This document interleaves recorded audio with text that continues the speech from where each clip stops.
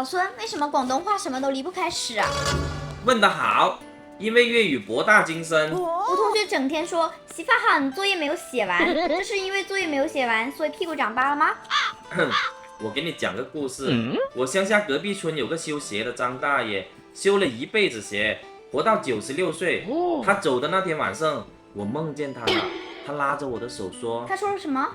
後生仔，聽我講，屎忽痕係因為古代人冇梳化，坐硬凳磨到痕，考試前坐唔定，咁就係屎忽痕發作啦。說完這句話，他才肯咽氣。我怎麼樣才能不痕？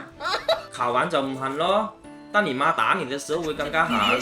所以你的意思是，考試前痕是正常，考完打痕是活該嗎？對，這就是粵語的智慧。叔叔阿姨，你哋有冇有關於屎嘅語詞啊？評論區話俾我知，等我哋幫你考先。要文明啲，文明啲啊！